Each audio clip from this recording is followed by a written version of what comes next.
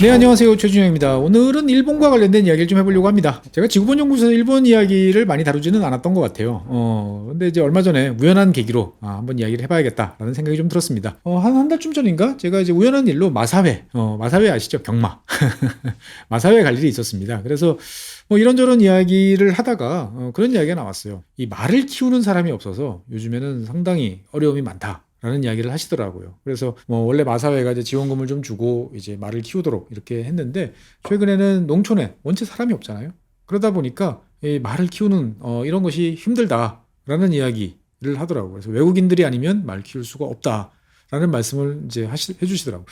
그래서 이제 궁금해져가지고 제가 주변을 좀 다른 나라를 좀 찾아봐야겠다라는 생각이 들었어요. 우리 옆 나라인 이제 일본 같은 경우는 경마 하시는 분들은 아시겠습니다만 경마 선진국이라고 해야 되나? 어쨌든 간에 경마 시장이 매우 규모가 큰, 그러한 이제 나라죠.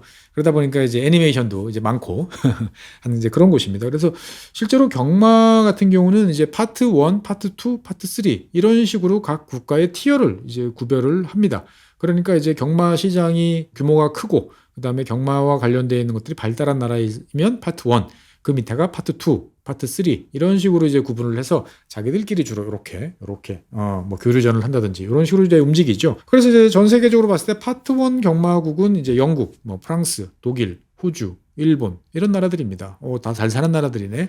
꼭 그렇지는 않아요. 찾아보면 뭐 페루라든지 칠레라든지 뭐 이런 나라들도 이제 파트 1 국가로 이제 돼 있습니다. 대한민국 같은 경우는 이제 2000년대 중반 정도에는 아마 파트 3였다가 지금은 이제 파트 2로 이제 알고 있습니다. 일본 같은 경우에는 이제 코로나 와중이던 2021년에도 이제 이 경마와 관련되는 매출이 3조 엔을 이제 넘어설 정도로 세계적인 이제 경마 대국이죠. 일본 같은 경우에는 이제 이러한 경마와 관련돼서 우리나라 마사회 같은 이제 중앙경마회라고 부르죠. JRA라고 부르는, 그러니까 어떻게 보면 이제 메이저 리그와 같은 이제 이런 리그가 있고, 그 다음에 이제 지자체 단위에서 하고 있는 또 경마가 있죠. NAR이라고 부르는 이제 어떻게 보면 이제 마이너리그 같은. 그래서 잘하면 위로 올라가고 못하면 내려오는, 그것이 이제 딱 기계적인 건 아닌데 어떻든 간에 이제 그런 구조로 이제 운영이 되고 있습니다. 그래서 일본 여행 다녀오신 분들은 아시겠습니다만 주말 같은 경우에 보면 지상파에서도 이제 경마 중계를 이제 많이 해주는, 어떻게 보면 되게 친숙한 그런 나라인 거죠. 그래서 일본에서는 제가 이제 경마 이 말들은 어떻게 키우나 라고 봤더니 우리랑 상황이 똑같습니다. 그러니까 일본 사람들로는 도저히 키울 수가 없는 이제 그러한 상황인데, 재밌게도 일본에 와서 경마용 말을 키우는 사람들은 유달리 또 인도 사람들이 많다. 라는 점들이 요즘에 또 일본 내에서도 좀 신기한 모습인 것 같습니다. 일본에서 이 경마와 관련되어 있는 말을 키우는 대부분의 이제 목장들은 저 북쪽에 있는 홋카이도에 있습니다. 홋카이도 가보시면 아시겠습니다만 우리나라보다 면적 뭐 우리나라만 하죠. 그러니까 홋카이도 여기저기 움직여 다닌다 그러면 이제 정말 고생하시는 거죠. 그래서 화면에 보시는 것처럼 이런 넓은 초지에서 이렇게 이제 말들을 키우는데 일본 전체 경주마의 80%가 이제 홋카이도에서 나온다라고 이야기를 하고요. 그 중에서도 이제 이 경주마들은 특히 혈통을 중시하죠. 그래서 순종을 되게 유지하려고 노력하는데 순종마의 98%가 이 홋카이도 지역에서 나오고 있습니다. 그런데 이 홋카이도에서도 이 말을 키우고 하는 거와 관련돼서 일을 일본 사람들이 안 하고 고령화가 심해지고 하다 보니까 여러 가지로 어려움이 있다 보니까 이 빈틈을 채우는 게 바로 화면에 보이시는 이런 전형적인 인도 분들이 저 홋카이도까지 와서 일을 하고 있다라는 게 요즘에 종종 보도가 되고 있습니다. 그래서 이 홋카이도 중에서도 주로 이런 이제 경마용 말들을 키우는 도시들이 몇 개 있는데 동네죠. 그래서 우라카와시 같은 경우에 보면은 전체 인구의 한 3% 정도가 이제 인도 사람이다라고 할 정도입니다. 그래서 360명 정도가 이제 이 한 동네 모여서 이제 말을 키우고 있는데 2016년에 처음으로 이제 오기 시작을 했답니다. 그래서 그 당시에 이제 보면은 한 2, 30명 정도가 처음으로 왔는데 지금은 이제 10배 정도가 이제 늘어난 거죠. 그래서 마을 전체 인구의 이제 한 3%가 인도 사람, 그리고 경제활동 인구, 노동 가능한 인구, 만 15세에서부터 64세로 좁혀보면 경제활동 인구 중에 10%가 이제 인도 사람인 이제 이런 경우도 있다라고 이제 볼 수가 있습니다. 그래서 실제로 이런 이제 경마용 말을 키우는 이 목장에 가보면 인도인들이 전체 이 일하는 사람들 중에 절반이다 정도로 이제 나오고 있습니다. 그래서 이제 여러 가지 일들을 하는 거죠. 그러니까 뭐 말을 키운다라는 것은 단순히 이제 먹이를 주고 뭐 이런 것뿐만 아니고 말도 풀어야 되고 이렇게 목욕도 시켜줘야 되죠. 그리고 경주용 말로 쓰기 위해서 훈련도 시켜야 됩니다. 그러니까 때 되면 이렇게 사람들한테 길도 드리고 그다음에 정확한 자세로 걸을 수 있도록 여러 가지도 체크도 해주고 기본적인 자질을 이제 갖춰줄 수 있도록 이제 해야 되는 거죠. 그러니까 말도 본인이 타야 되고 그다음에 어릴 때부터 말과 친해야 되고 이런 쪽에 있는 사람들이 이제 인도 사람들이 많다. 그래서 인도 사람들이 저렴한 임금을 받고 이곳에 와서 정착해서 지금 일본의 경마 산업을 떠받치고 있다. 라고 이제 보시면 되겠습니다. 그러니까 인도 같은 경우에는 이제 원래 영국 식민지였잖아요. 그러니까 이제 근대 경마의 시조는 누가 뭐래도 이제 영국이다 보니까 그 영국 사람들은 인도에 와서 오자말자 제대로 된 경마장 짓고 자기들의 이제 문화를 이제 즐겼죠. 그러다 보니까 아시아 전체에서 봤을 때 인도 사람들은 상당히 이제 이런 거에 익숙한 사람들이 많은 거죠. 그러니까 전문 인력, 세분화된 인력들을 쉽게 확보할 수 있는 곳이 인도다. 라고 이야기가 나오고 있습니다. 그래서 이 사람들은 이 비자를 받는 데 있어서 보면은 전문가들이에요. 그렇잖아요. 내가 당신 뭐 했어? 그러면 나 경주마 육성 8년, 뭐 15년, 뭐 이런 경력을 이제 다들 적어낼 수 있는 거죠. 또 인도는 또 서류의 나라니까. 그러다 보니까 이 사람들은 이제 일본에 입국했을 때 전문가, 우리로 따지면 이제 E7 비자 정도로 이제 입국하기가 이제 쉽다라고 됩니다. 그래서 일본 같은 경우는 최근에 이제 이런 전문직, 전문 기술이 있는 사람으로 이제 입국을 하게 되면 가족을 동반해서 들어오는 게 허용이 되죠. 그러다 보니까 이제 이 홋카이도의 조용한 마을들은 최근에 이제 인도인들, 그리고 인도 어린이들, 인도 아줌마들, 이런 사람들과 이제 어떻게 잘 공존할지를 둘러싼 여러 가지 고민과 연구들을 이제 많이 하고 있다라는 내용도 최근에 이제 보도가 되고 있습니다. 화면에 보시는 것처럼 이제 뭐 아이들 태어나면 이제 당연히 이제 다가소에서 같이 있어야 되고, 그 다음에 이제 여러 가지 시청이라든지 여러 가지 이제 관공서와 관련된 일들도 해야 되는데 어려운 점들이 이제 많이 있겠죠. 그래서 이제 이 홋카이도 그리고 이제 이 지방에서는 이 코디네이터를 정식으로 이제 고용을 하고 있다라고 합니다. 그래서 대도시에 근무하시던 분들 중에서 힌디라든지 인도에 대해서 어느 정도 조금 알고 계신 분들을 이제 모집을 하는 거죠. 그래서 이 지역에 와 있는 사람들의 가족들이 이제 뭐 시청이라든지 병원이라든지 아니면은 뭐 내가 일자리를 갖고 싶다라고 했을 때 그 사이에 서가지고 여러 가지 어레인지를 해주는 이러한 일들. 그 다음에 이제 홈페이지 같은 경우에도 보면은 이제 힌디어를 이제 병기해가지고 정보를 알 수 있도록 해준다든지 하는 노력들을 이제 하고 있는 거죠. 그러니까 결국은 어떻게 보면 아시아 국가들 이 공통 동북아 이 3국이 가는 길을 가고 있다라고 이제 볼 수가 있겠습니다. 그러면서 이제 이 홋카이도 같은 경우는 땅은 넓지 항상 사람은 부족하지 하다 보니까 인도 말 관련 인력들의 이제 배우자들이 정식으로 이제 취업을 해서 농장에 취업을 해가지고 뭐 딸기 농장이라든지 이런 데서 일을 하는 경우도 이제 점점 많아지고 있다라고 이야기들이 나오고 있습니다. 어떻게 보면 뭐 우리나라도 이제 상당히 많은 외국인들이 이제 있는 것만큼 일본도 그렇고, 그러니까 싫던 좋던지 간에 결국은 이것이 이제 대한민국이나 일본이나 정해진 미래가 아닐까라는 생각도 좀 듭니다. 그래서 이제 호기심이 생겨가지고 좀 더 찾아보니까 일본 같은 경우는 우리나라보다 더 먼저 고령화를 겪었죠. 속도는 우리가 더 빠르지만 일본 같은 경우는 이미 고령화 추세가 꽤 오래되다 보니까 실제로 고령화에 따른 문제, 그리고 사람이 없어서 여러 가지 국가의 중요한 사항들이 움직이지 않는 경우들이 많고, 그것을 이제 외국인을 통해서 본격적으로 채우기 시작한다라는 이야기들도 2024년, 25년부터 본격적으로 등장을 하고 있습니다. 최근에 일본에서 가장 이제 이슈가 되고 있는 것이 버스 기사입니다. 버스 기사가 없어가지고, 버스를 모실 분들이 없어가지고 시내버스, 특히 이제 시골 지역을 운행하고 있는 버스들 같은 경우, 수요가 많지 않은 노선들 같은 경우에 보면 폐선이 계속됩니다. 그러니까 우리나라 같은 경우에 보면은 노선 통폐합 정도로 어떻게든 지금 막고 있잖아요. 아니면 이제 민간에서 못 하겠다 그러면은 이제 군청이나 이런 곳에서 이제 인수해서 이제 뭐 공영 또는 뭐 군내버스 이런 식으로 이제 이름을 붙여가지고 직접 어떻게든 하고는 있는데, 일본은 이미 이제 그것마저 안 되는 지역들이 많습니다. 그래서 1년에 이런 폐선되는 노선들을 다 합해보면은 뭐 1500km 이상 된다라고 할 정도예요. 그래서 이제 얼마나 부족한가라고 봤더니 현재 일본 전체적으로 봤을 때는 버스 운전 기사가 한 10,000명 정도가 이제 부족한데 2030년이 되면 36,000명 정도가 수요에 비해서 부족하다라고 이야기가 되고 있습니다. 그래서 일본에서는 이제 이 버스 기사들을 어떻게 확보할 것인가가 이제 최고의 이제 고민 사항이다라는 점들이 요즘에 많이 이슈가 되고 있습니다. 그러니까 작년 말 기준으로 봤을 때 우리로 따지면 대형 면허죠. 그러니까 버스를 몰 수 있는 대형 면허 소지자가 76만 6천 명, 일본 전체적으로 보면 되는데 이게 2020년 대비로 보면은 4년 만에 8만 명이 감소했다는 겁니다. 왜 그러느냐? 대부분이 고령자가 많은 거예요. 그러니까 전체 이 대형 면허 소지자 중에서 80%가 50% 이상입니다. 젊은 세대들은 대형 면허 안 따는 거예요. 그래서 이 대형 면허 소지자 중에 평균 연령이 55세니까 시간이 지나면 이분들이 다 60세 되는 거잖아요. 그러면 일본도 이제 정년이 있으니까 이 사람들은 채용하고 싶어도 안 되는, 아니면 이제 나 힘들어서 못 하겠어 라고 하니까 점점 더 버스 기사가 없어지는 그러한 상황들이 생기는 거죠. 당연히 버스가 없으면 트럭도 사람이 없는 건 맞습니다. 그래서 이제 이 물류업계들 이야기들을 종합을 해보면 2030년까지 일본 같은 경우는 전체 화물의 도로 화물 기준입니다. 36%가 현 페이스로 가면 운행이 안 된다. 나를 수가 없다. 물류 대란이 지금 예정돼 있다라는 이야기가 나오고 있어요.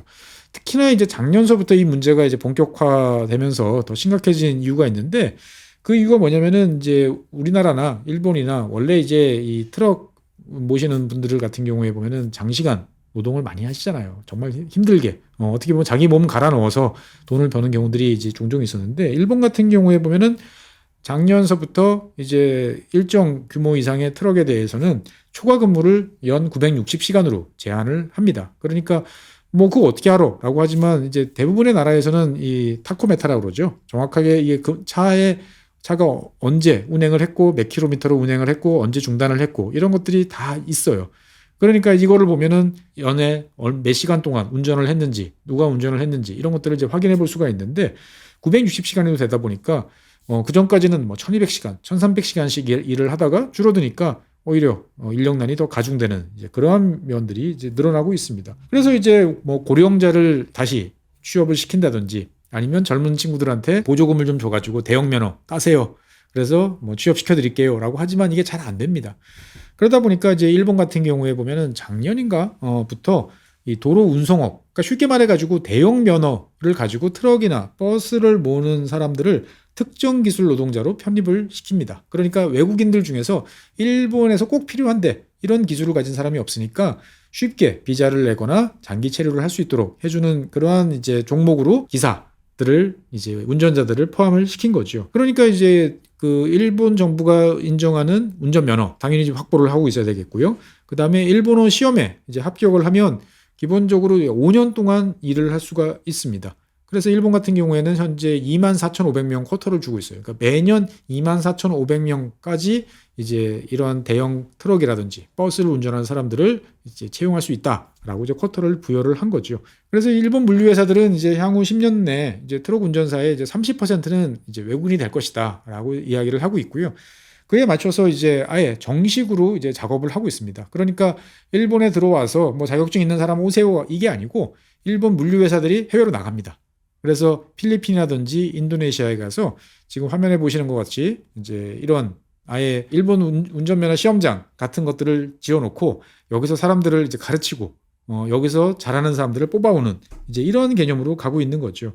그러니까 이제 인도네시아에 이제 운전학원을 이제 만드는 거죠. 그리고 강사도 보냅니다. 그래서 6개월 정도를 이제 가르쳐서 테스트를 해서 합격을 하고, 합격하는 사람들한테 대해서 일본어도 가르치고 일본 문화도 이제 합숙, 일본 사람들 좋아하는 합숙 이런 걸 통해서 가르친다고 합니다. 그래서 실제로 이제 최근 들어서 일본의 이제 운수 회사들 보면 지금 화면에 보시는 것 같이 이제 이런 해외 외국인 운전자들이 점점 늘어나는 이런 모습들이 이제 보이고 있습니다. 그래서 이제 이런 이제 대규모 물류 회사들 같은 경우에 보면은 주로 뭐 동남아, 인도네시아라든지 뭐 이런 쪽에서 오시는 분들은 대부분 이슬람이죠. 그러니까 이제 회사 내에 뭐 할랄 이런 것들로 이제 급식 체계라든지, 그다음 도시락이라든지 이런 것들을 이제 갖춰주고, 그다음에 기도실, 시간 확보 이런 것들을 위한 뭐 제도 정비 이런 거에 나섰다라고 지금 돼 있습니다. 당연히 이제 기사뿐만 아니고 차를 모는 기사뿐만 아니고 일본에서 또 부족한 것은 최근 들어서 정비사입니다. 차를 고치는 사람이 없어요. 우리나라 같은 경우는 아직까지도 이제 정비는 큰 문제가 없어 보이는 것 같기는 합니다만, 저도 저희 집 주변에서 보면은 서울에서도 보면 조그마한 소규모 정비업소를 가면 저분 연세가 지금 이제 70대 가뿐히 넘으셨을 것 같은데 이런 분들이 점점 늘어나는 것들은 제가 체감을 합니다. 그러니까 우리나라 같은 경우는 점점 이제 젊은 사람들의 진입은 없고 나이는 점점 들어가는 이런 모습이 보이는데, 일본 같은 경우에도 보면은 현재 자동차 정비사가 이제 부족해서 여러 가지 문제점들이 등장하고 있다라고 이제 이야기가 나오고 있습니다. 그러니까 많은 업체들이 정비사 구함을 이제 상시적으로 하고 있는 거죠. 그래서 자동차 정비 자격증을 가지고 있으면 일자리가 한 5개, 사람 하나에 일자리 5개가 경합을 벌이는 이제 이런 구조다라고 이제 이야기가 되고 있습니다. 그러면 이제 일본에서는 왜 젊은 사람들이 이제 차량 정비를 안 하느냐라고 하면, 일단 임금이 낮다. 그러니까 하기 싫다. 라는 게 가장 크다라고 이야기가 되고 있습니다. 그래서 이제 일본 이제 이런 물류 회사라든지 자체적으로 꼭 정비와 관련되어 있는 인력을 확보해야 되는 회사들 같은 경우는 정비 인력도 주로 이제 최근 들어서는 인도네시아 쪽에서 이제 확보하기 위한 노력들을 이제 기울이고 있습니다. 자동차 정비 같은 경우에도 보면은 이제 1년에 한 700명 이상씩 이제 계속 유입이 되고 있고, 그리고 실제로 이제 일본에 들어와 가지고 2급 자동차 정비사 자격증을 이제 취득을 하면 이때부터는 이제 무제한 체류가 가능합니다. 가족 동반 당연히 가능해요. 그러니까 어떻게 보면 일본 입장에서 봤을 때는 새롭게 이제 이러한 사람들을 많이 찾아야 되는데, 기존에 많이 이제 일본에 와 있던 사람들, 주로 이제 대만이라든지 중국 쪽보다는 일본 업체들은 주로 인도네시아 쪽에 많은 이제 신경을 쓰고 있다라고 이야기를 하겠습니다. 그래서 화면에 보시는 것처럼 뭐 요즘에 이제 우리나라에서도 이제 일본 관광 원체 많이 가시잖아요. 그러니까 뭐 도쿄라든지 오사카라든지 이런 대도시 가서 편의점이나 뭐 이런 데 가보시면은 베트남 분들이라든지 이런 분들이 이제 거기서 일하고 계시는 걸 많이 볼 텐데, 일본 전체적으로 봤을 때 보면은 외국인이 가장 많은 어느 나라 출신이 많냐 그러면은 베트남이 1등입니다. 1등 베트남, 2등 중국, 3등 필리핀인데, 최근 들어서는 이제 네팔, 인도네시아, 미얀마 요쪽이 이제 이 증가 속도로 보면은 무섭게 올라오고 있다라고 이제 말씀드리겠습니다. 인도네시아 같은 경우는 이제 뭐 세계적인 인구 대국이니까 다른 나라에 충분히 이제 보낼 수 있는 사람들이 많다. 그러니까 뭐 와서 점점 많이 오겠네라고 이제 쉽게 생각할 수 있는데, 문제는 최근 들어서 이제 이 인도네시아에서 이거에 대한 이제 걱정들이 좀 많아지고 있습니다. 사실 어떻게 보면은 동남아 국가들이 여기에 대해서 이제 진짜로 최근 들어서 걱정하는 게 좀 있어요. 무슨 말이냐? 점점 많은 사람들이 해외로 나간다라는 거죠. 그러니까 이제 이 원래 뭐 필리핀이라든지 인도네시아라든지 이런 나라들은 주로 이제 여성들이 해외에 나가서 일을 많이 했습니다. 주로 뭐 잘 아시는 것처럼 가정부, 어떤 이제 가사 도우미 이런 식으로 나가서 일을 많이 했죠. 그러니까 이제 이런 저숙련 노동자라든지 뭐 가사 노동자라든지 했을 경우에 보면 나가면 뭐 어차피 인도네시아에 있어서도 뭐 별로 경제 활동을 안 하든지 아니면 저임금에 종사하는 사람인데 나가서 괜찮은 임금을 받아오니까 나쁘지 않아. 송금 해주니까 좋아. 라고 이제 이야기를 했던 거죠. 그런데 문제는 이제 인도네시아 같은 나라도 그동안에 이제 나라가 성장을 했고 경제적으로도 발전을 했고, 그리고 무엇보다도 이제 정부 입장에서 봤을 때 이제 교육에 대해서 신경을 좀 씁니다. 교육에 대해서 신경을 쓴다라는 건 뭐죠? 많은 사람들이 그 이전에 비해서 대학을 가기 시작한다라는 거죠. 그러니까 뭐 그전에는 대부분 초등학교 졸업 또는 중학교 졸업이었는데 이제는 고등학교 졸업 비중이 상당히 높고 대학 졸업 비중도 이제 높아지고 있다라는 거죠. 그러니까 제가 이 지구본 연구소에서 여러 번 강조해서 말씀드렸습니다만, 고졸자를 무시하시면 안 돼요. 원래 고등학교를 졸업하면 충분히 그 사회에서 제대로 된 일자리를 잡고 일할 수 있는 게 정상적인 나라, 대부분의 나라입니다. 그러니까 허리를 형성해 주는 게 이 고졸자예요. 그러니까 고등학교를 졸업한 사람들이 많다라고 하면은 그 나라의 인력 구조가 좋다라고 이제 볼 수가 있는 거죠. 충분한 능력을 보유하고 있어라고 이야기를 할 수가 있습니다. 그래서 이제 이 인도네시아 같은 경우에 보면은 대학 졸업자들이 대학 진학자들이 늘어나서 2003년, 그러니까 지금으로부터 한 20년 전에는 대학에 진학하는 비율이 16% 정도였는데 2013년에는 이제 30%까지 늘어났다가 2023년에는 45%까지 늘어났어요. 그러니까 상당히 많은 사람들이 대학을 진학하고 있다. 물론 여기서 대학은 우리처럼 4년제 대학만 가리키는 건 아닙니다. 전문 대학도 이제 포함하는, 그러니까 우리보다는 좀 넓다라고 이제 보시면 되겠지만, 어떻든 간에 이제 많은 사람들이 대학에 진학을 하고 있는 거고, 뭐 여성, 남성 할 거 없이 많이들 가고 있습니다. 이제 문제는 뭐냐? 이런 대졸자들이 기대할 만큼의 좋은 임금을 제공해주는 일자리가 인도네시아에는 당연히 부족하다. 그러니까 이 인도네시아의 평균 임금 같은 경우는 지금 많이 올랐습니다. 그래서 이제 인도네시아에 가서 이제 봉제업이라든지 신발 뭐 이런 것들을 하시는 분들은 요즘에 어려워요라는 말씀들을 종종 하시는데, 실제로 이제 인도네시아의 월 평균 급여를 보면은 309만 루피아 정도로 됩니다. 그러니까 우리 돈으로 따지면은 한 26만 원, 7만 원 정도의 월급이. 이게 사실은 이제 인도네시아 전체적으로 봤을 때 보면 어떻든 간에 이게 뭐 시장에서 형성된 가격인데, 고학력자, 내가 대학을 받고 이 임금 받고 이거보다 뭐 좀 더 받겠습니다만 일하고 싶지 않아 라는 게 당연히 생각을 하는 거죠. 그러다 보니까 이제 대졸자 실업률이 이 중졸 실업률보다 높아요. 그러니까 중학교를 졸업한 사람들의 실업률은 한 4%대인데 이 대학을 졸업한 사람들은 한 6%에 육박한다라고 이야기를 합니다. 그러니까 이게 참 아이러니한 게 어느 나라나 중산층을 키우는 게 목표예요. 그래서 중산층을 키우기 위해서는 이제 뭐죠? 대졸자, 고학력자들이 늘어나는 게 중요합니다. 그런데 어려운 것은 뭐냐? 대학에 보내는 건 쉬워요. 대학을 늘리고. 이 대졸자를 늘리는 거는 자원 정원을 늘리면 되는 거죠. 그러니까 어떻든 뭐 학교에서 뭘 가르쳐 주는지는 잘 모르겠다. 기타 등등을 떠나서 일단은 학교에서 중산층과 더불어서 고학력자를 육성하는 건 쉽습니다. 그런데 문제는 어디서 발생하느냐? 이 대졸자들이 진출할 때 그 사람들의 눈높이에 맞는 일자리를 제대로 공급해 주느냐 못하느냐가 상당히 이제 중요한 문제예요. 많은 국가들이 그 대졸자들한테 좋은 일자리를 제공하지 못함으로써 정치적으로 불안해집니다. 그러면서 여러 가지 사건들이 많이 발생을 하는 거죠. 뭐 이집트 같은 경우도 그렇고 지금 인도 같은 경우도 그렇고 그러니까 이게 내가 더 많은 내 시간을 투여하고 내 인생의 4년이란 기간을 투입하고 비싼 수업료를 내고 했으면 그거에 상응하는 뭔가 일자리를 제공해 줘야 되는데 인도네시아 같은 경우도 이제 대졸자 비율은 높아졌는데 그에 상응하는 일자리가 많지 않다라는 것들이 이제 고민인 거죠. 그러다 보니까 이제 이 인도네시아에서 점점 많은 고학력자들이 해외로 나가고 있다라고 이제 보시면 되겠습니다. 그러니까 2019년, 2024년 비교를 해보시면 그 전보다 더 많은 사람들이 이제 해외로 나가는데 그 중에서 꽤 많은 사람들이 최근에 이제 일본으로 이제 향하고 있다라는 거죠. 그러니까 일본에서는 더 많은 인도네시아 사람들을 땡겨오려고 하고 인도네시아 사람들 입장에서 봤을 때도 내가 차라리 그래 일본에 가서 내가 정비사를 하는 게 여기서 괜히 대학 나와서 사무직 일자리 찾는 것보다 훨씬 돈도 많이 벌고 또 좋은 환경에서 살 수 있을 것 같아라고 이제 볼 수가 있는 거죠.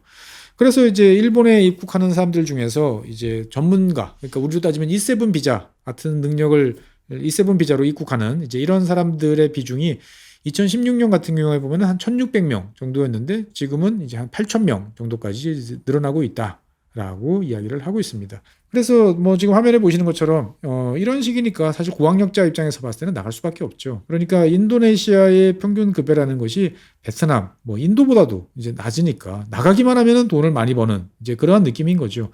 그렇다고 해서 뭐 필리핀, 베트남 이런 데 가서는 뭐 비슷한 거니까 이득이 없는 거고 최소한도 태국이나 일본인데 일본 같은 경우에는 인도네시아보다는 월등하게 이제 급여가 높기 때문에 인도네시아 사람들 입장에서 봤을 때는 일본을 많이 선택하고 있다라고 보여집니다. 하지만 또 일본 회사 입장에서 봤을 때는 또 이야기가 좀 달라요. 그러니까 임금 차이는 이렇게 나지만 우리는 또 국가적으로 봤을 때 어느 정도 줘야 되는 그거를 맞춰주고 그 다음에 일정 부분 생활비 보조를 해주고 그 다음에 관리하기 위한 여러 가지 비용을 해보면 사실은 일본 사람들 채용하는 거에 비해서 인도네시아 사람들 채용하는 게 그렇게 비용적으로 싸지는 않아라는 이야기를 합니다. 하지만 구할 수 없는데 어쨌든 사람이 오니까 좋아라고 이야기를 하는 거죠. 그러니까 어떻게 보면 인도네시아와 이제 일본은 우리나라와 베트남처럼 점점 더 인력 교류가 활발해지면서 그런 쪽으로 가고 있다라고 이제 말씀을 드리겠습니다. 그런데 이제 이 일본 입장에서 봤을 때는 그럼 더 많이 내려오면 되지 않느냐라고 이제 보여지지만 일본도 고민이 있습니다. 왜? 이 일본이라는 나라는 기본적으로 이제 선진국이라는 이미지가 있기 때문에 일본에서 일할래? 그러면 사람들이 쉽게 갑니다. 근데 가서 좀 지내보면 야 이게 별로 안 좋네 라는 생각들을 한다는 거죠. 왜? 일본 엔화가 그동안에 되게 많이 약세로 바뀌었잖아요. 그러니까 과거처럼 압도적인 그러니까 일본에서 조금만 일해서 돈 받으면 그걸로 본국에 이만큼씩 큰 보따리로 보낼 수 있는 게 아니다 라는 것을 금방 깨닫는다는 거죠. 실제로 보면 시간당 뭐 임금이라든지 전체적인 그것을 따지고 보면은 경쟁 국가에 비해서 일본의 임금이 매우 낮다라는 것을 볼 수 있습니다. 그러니까 중국보다는 당연히 위지만 우리나라보다 일본의 인건비가 더 저렴하죠.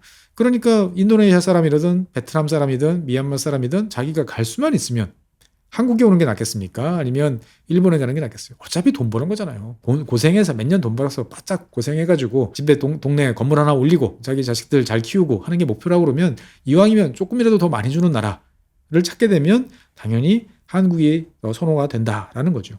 예전에는 한국이 얼마죠? 알 수가 없었어요. 동네 친구가 알려주지 않으면. 근데 지금은 SNS를 통해서 서로가 다 비교한다는 거죠. 대만에 간 친구, 일본에 간 친구, 한국에 간 친구가 서로가 야 이거 본국에 얼마 보냈냐? 너희 얼마 식대는 얼마나 해? 이런 게 다 되다 보니까 실제로 일본에 와서 선진국에서 일하려면 이런 정도의 내가 마인드는 가져야 되고 이런 자세, 이런 태도가 필요하구나. 일본 입장에서 봤을 때는 아이고 이제 좀 가르쳤더니 이제 알아서 일 좀 하네라고 하면 저 다른 데 갈래요. 어디로?